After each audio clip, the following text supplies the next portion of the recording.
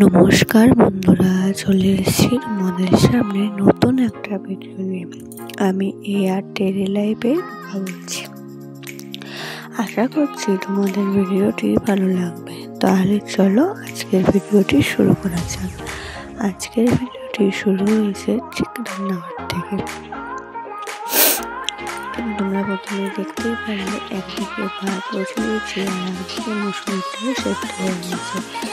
আর এইদিকে ফুলকপি আলু ভাজা বলে তাই এখানে আমি কেটে রেখে দিয়েছি। আর ফোড়নে ডালে দেবো ধনেপাতা। যাই হোক, ডালটা নামিয়ে আমি ভাজতে বসে গেছি ফুলকপিটা হালকা ভেজে তারপরে আলুটা দিয়ে দেব। আলুটা লাল লাল করে ভাজবো। আর এদিকে এখনো ভাত হয়নি, সেটা একটু দেখে নিলাম। একটু দেখলাম যে ভাতটা কতদূর হয়েছে।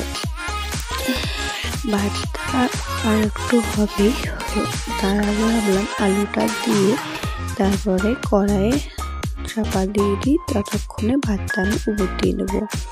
আর এইদিকে দেখো আমাদের সোনামা কি করছে, রোদের মধ্যে খেলা করছে। আর ওকে বারণ করলেও শোনে না, কারণ ও যদি এখন বারণ করেই কান্নাকাটি করবে, সেই কারণে ওর মতনও খেলা করছে। আমার এদিকে সকালের জলখাবার হয়ে গেলে তারপরে ওকে আমি খাওয়াবো, ওকে খাইয়ে তারপরে আমি খাবো। তাহলে চলো সকালের জলখাবারে কী কী আছে সেটাই তোমাদের সাথে একবার শেয়ার করে দিই। প্রথমেই আমি দেখে দিলাম ভাত বেড়ে নিয়েছি। আর এখানে আমি ধনেপাতা দিয়ে ডাল করেছি, আর সাথে করেছিলাম আলু ভাতে ধনেপাতা দিয়ে মেখেছি। আর ছিল ডিম ভাজা। অর্ধেক ডিম ভাজা আমি নিলাম, আর একদিন ডিম ভাজা সোনামাকে দেবো। যাই হোক, দুপুরে সকালে খাওয়া দাওয়া করে তারপরে সোনামাকে চান টান করিয়ে ওর সাথে খেলা করতে করতে খুব ঘুম পাড়িয়ে আমিও ঘুমিয়ে পড়েছিলাম। একবারে চলে এসেছি দুপুরবেলার খাবার নিয়ে।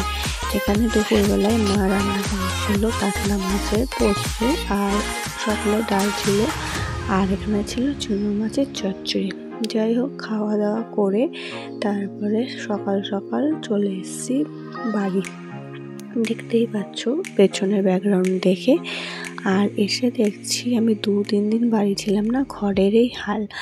আর এই জামা কাপড় খুলে সব চেঞ্জ করে তারপরে ঘরটা পরিষ্কার করে তারপরে তোমাদের সামনে আবার আসছি। আর তারপরে তোমাদের সামনে আসা হয়নি, কারণ গরমর বোঝাতে আমার রাত হয়ে গেছে। তাই চটপট করে আটা বেলে নিয়েছি, মেলে নিয়ে এখন চলে এসেছি রুটি ছেঁকতে। তাই ভাবলাম চলো তোমাদের সাথে একটু শেয়ার করি। আর এখানে সোনামা দাঁড়িয়ে খেলা করছে, আর আমি রুটিটা ছেঁকে নিয়ে তারপরে সোনামাকে খাওয়াবো। সোনামা রাতে ওকে মাঝে সাঝে দুধ রুটি খাওয়ায়। যাই হোক, চলো ওকে দুধ রুটিটা খাইয়ে দিই, কারণ তোমাদের দাদাভাইও চলে এসছে। ওকে খাওয়া দাওয়াতে মানে প্রায় 10:30 11টা মতন বেজে গেছে। আর ওর মুখে এক্সপ্রেশনটা দেখেই বুঝতে পারছো যে ও কি কান্নাকাটি করছে, খেতে গেলে ওর যত কষ্ট।